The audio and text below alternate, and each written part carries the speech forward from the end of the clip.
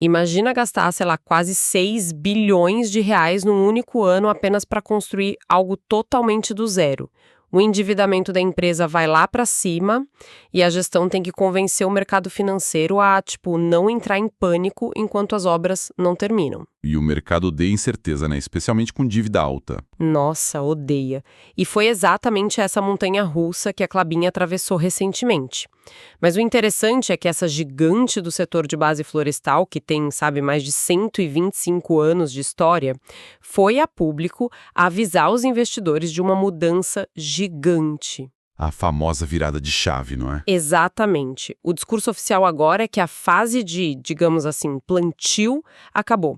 Eles anunciaram que a empresa entrou definitivamente na fase de colheita. E o que a gente vai fazer nesse nosso mergulho profundo de hoje é literalmente abrir o capô dessa transição toda. Sim, pegar os dados reais. Pois é.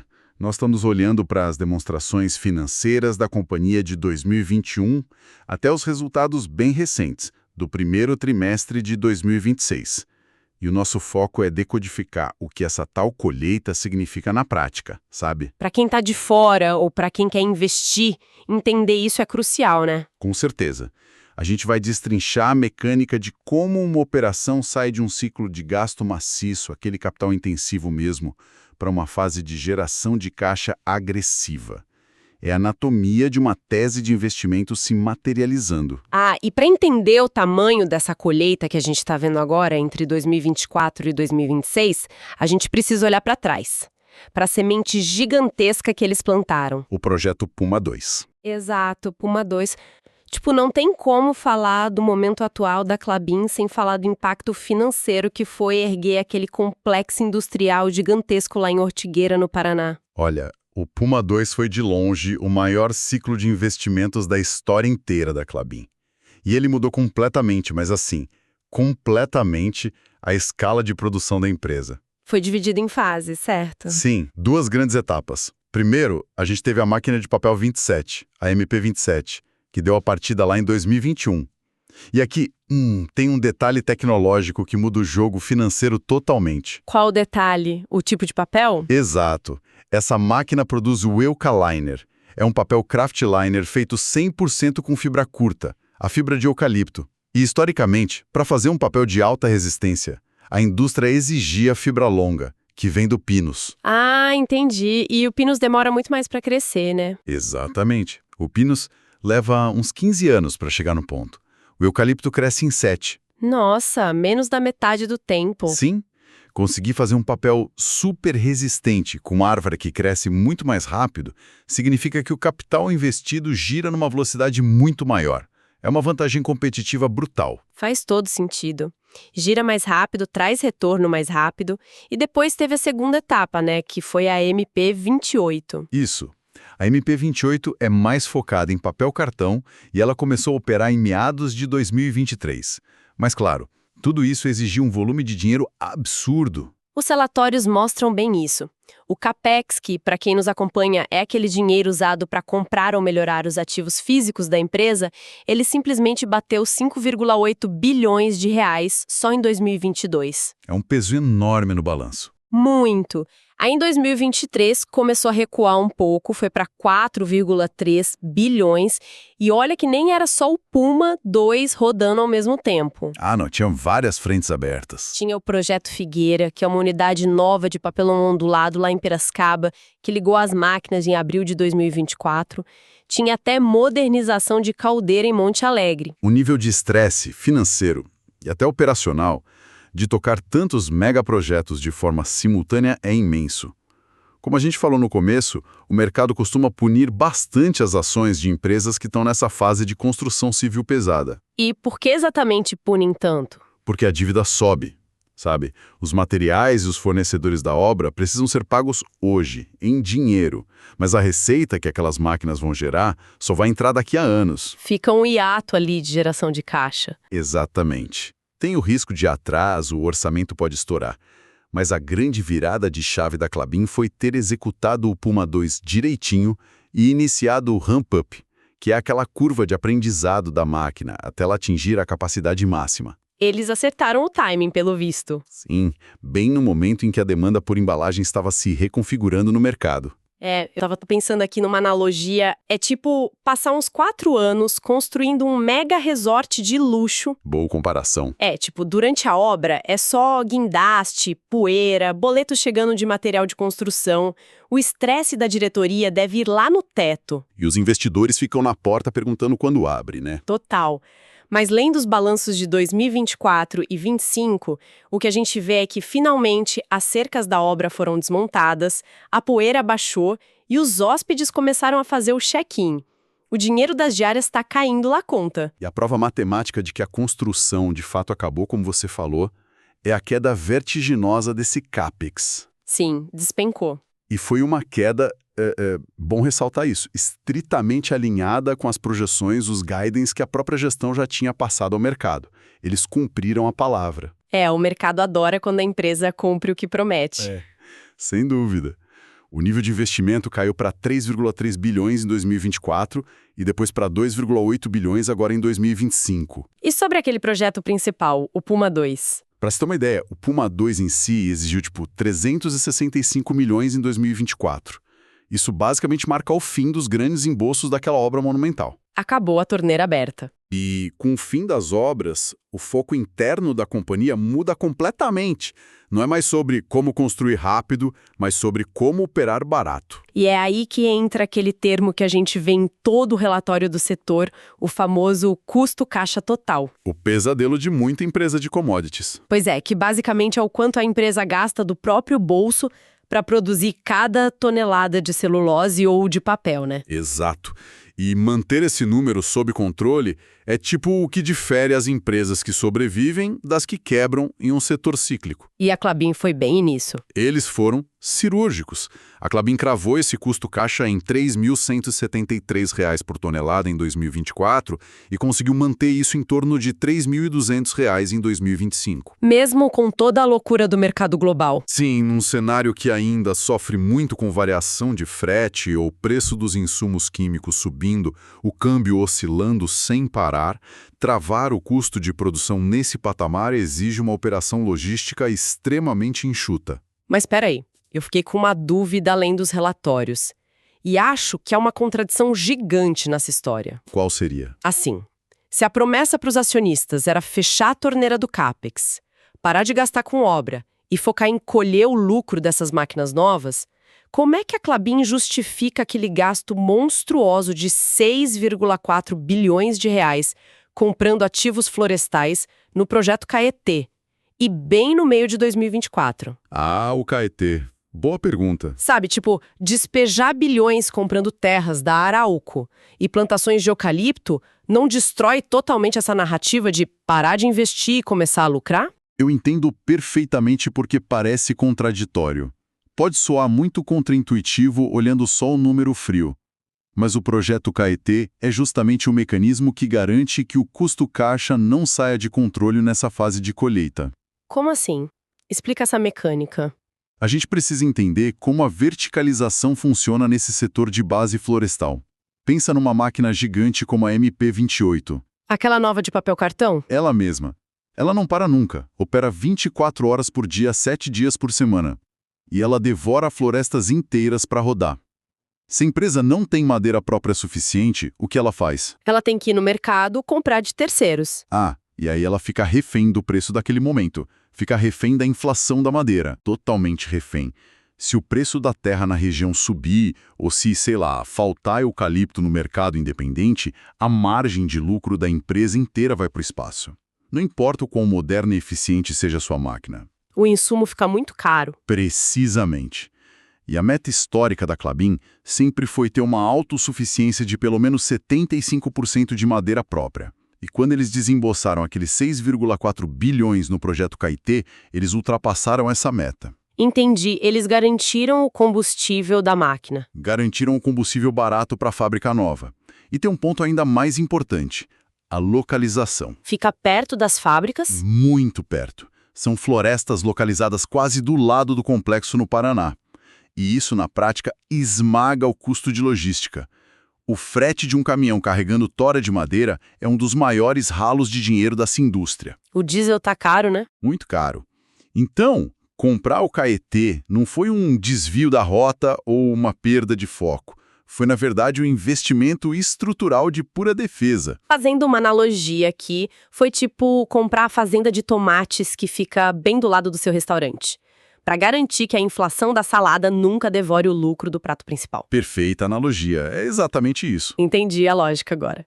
E se o Capex despencou de verdade porque a construção do Puma 2 acabou e o custo de produção está super blindado porque agora eles são donos da própria madeira, então a consequência natural disso tem que ser uma verdadeira avalanche de caixa entrando na conta deles, certo? A teoria diz que sim. E a prática também. Porque olhando para a métrica principal dos relatórios, que é o tal do EBITDA ajustado, é exatamente isso que a gente vê acontecendo. Só para quem não está familiarizado, é bom a gente deixar claro que é o EBITDA, né? Claro. O EBITDA, basicamente, é o lucro operacional nu e cru da empresa. É o dinheiro real que o negócio gerou ali, vendendo papel e embalagem, antes de ter que pagar os juros para o banco, antes da depreciação e antes de pagar imposto para o governo. É a saúde da operação em si. Exato.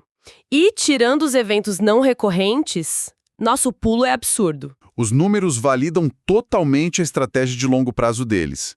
Olha só, o EBITDA ajustado saltou de 6,2 bilhões de reais em 2023 para 7,3 bilhões já em 2024. Isso entregou uma margem operacional de 37%. Uma margem excelente. Sim, e no ano seguinte, em 2025, o número subiu mais ainda. Foi para 7,8 bilhões de reais. A margem já bateu em 38%. E o mais impressionante é que essa geração de caixa tem uma resiliência gigante. Porque se a gente olhar lá para o primeiro trimestre de 2026, que já está bem consolidado, eles reportaram 1,7 bilhão de EBITDA ajustado só naqueles 3 meses iniciais. Um trimestre muito forte. Mas tem um negócio que me chamou muita atenção nesse trimestre de 2026 especificamente, que é o cenário do câmbio. O real se valorizou bastante frente ao dólar naquele período. E isso normalmente é um problema para exportadoras. Exatamente. A regra básica de mercado é: se a moeda local ganha força, a empresa exportadora sofre. A receita dela, que vem lá de fora em dólares, vale menos reais quando entra no caixa aqui no Brasil. E ainda assim, a Klabin conseguiu segurar esse 1,7 bilhão de EBITDA. Como é que essa máquina gigantesca conseguiu absorver esse choque cambial sem derreter a margem de lucro? A resposta curta é flexibilidade produtiva. E a resposta longa? A longa é que a Klabin não faz apenas celulose para colocar num navio e mandar para a China. A empresa tem um portfólio muito, muito vasto. Eles têm celulose de fibra curta, tem celulose de fibra longa, papel craftliner, papel cartão, até sacos industriais e aquelas caixas de papelão ondulado que a gente consome aqui no mercado interno.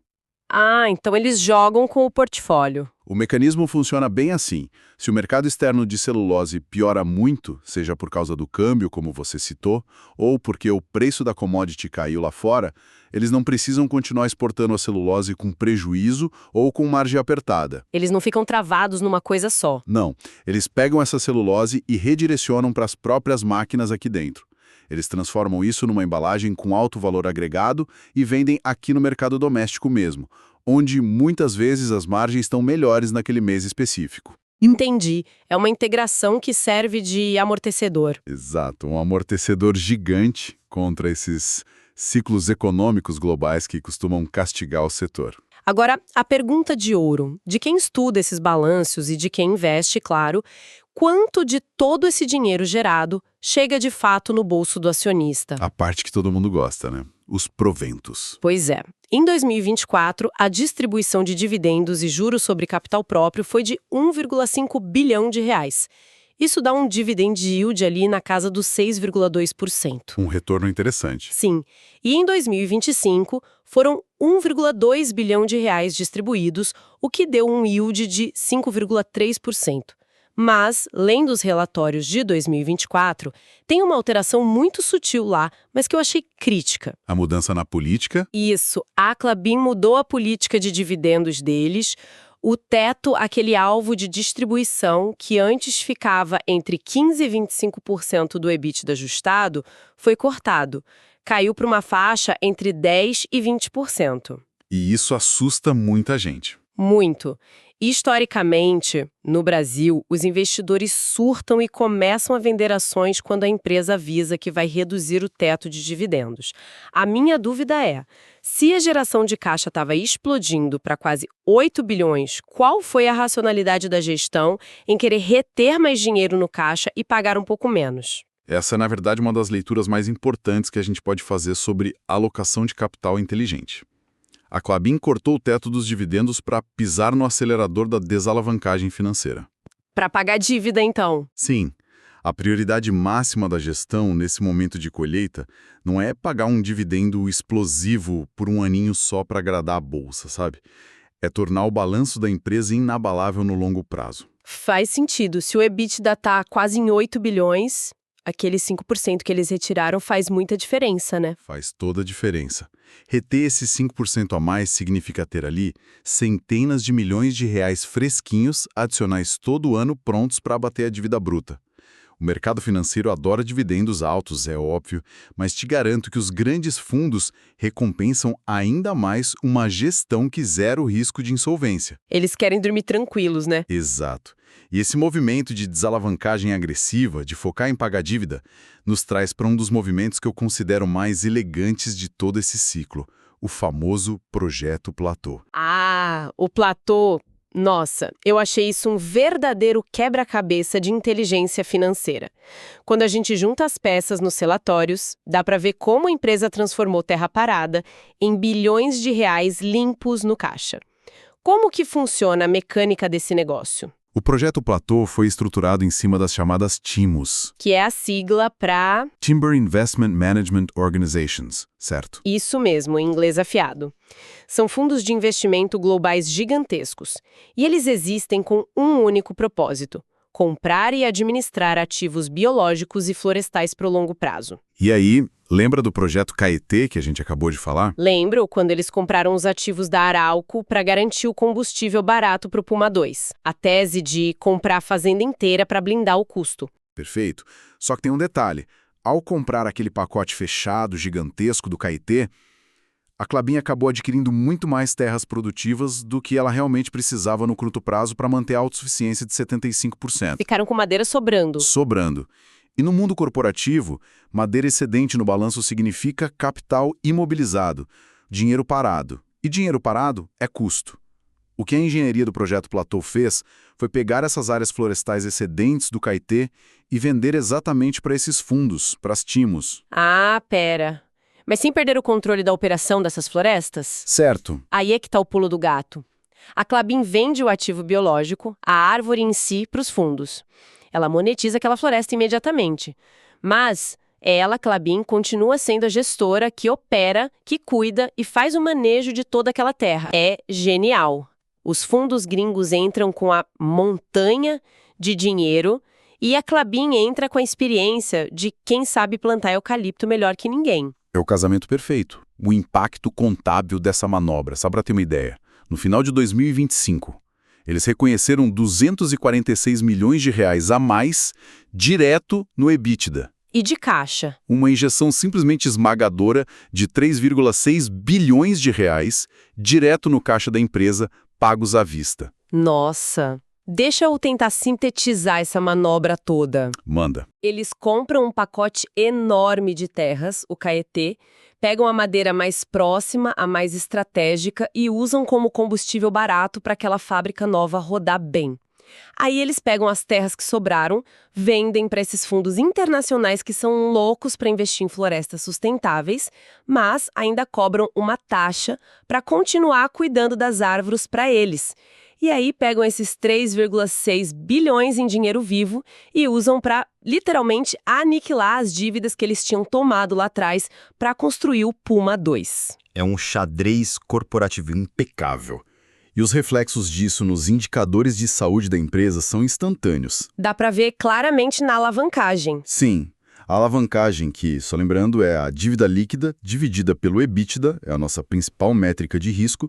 Durante o pico das obras do Puma 2, lá no passado, esse indicador bateu quase 4,6 vezes. Nossa, 4,6 é um nível que deixa qualquer conselho de administração suando frio. Deixa mesmo.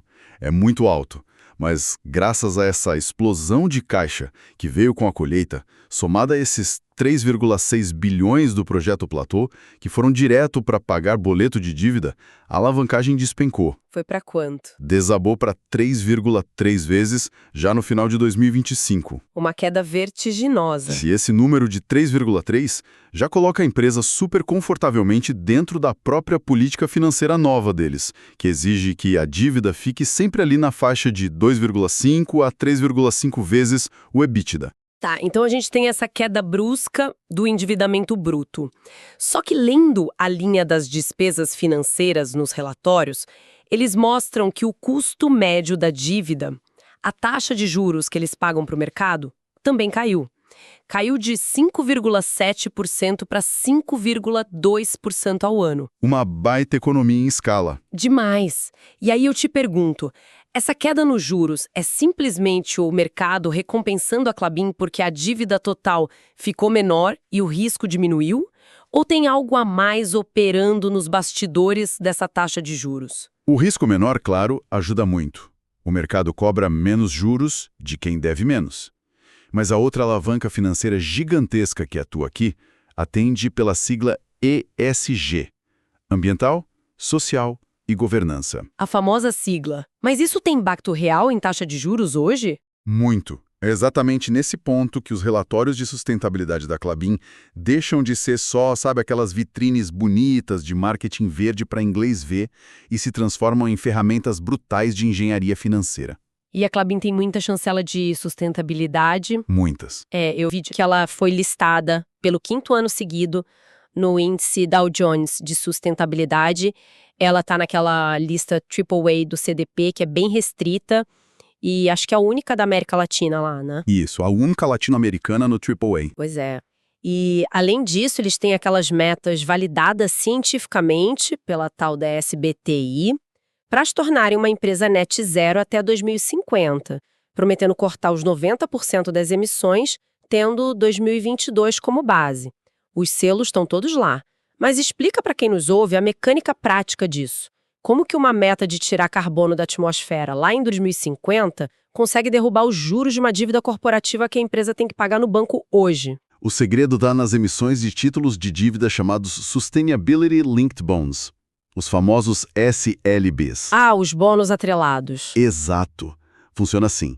Hoje em dia, os grandes fundos de pensão globais que têm trilhões de dólares para investir, eles têm regras muito rígidas internamente. Eles são literalmente obrigados a alocar uma fatia gigante desse dinheiro em empresas que comprovem matematicamente que têm práticas sustentáveis reais. Dinheiro carimbado para ESG. Isso.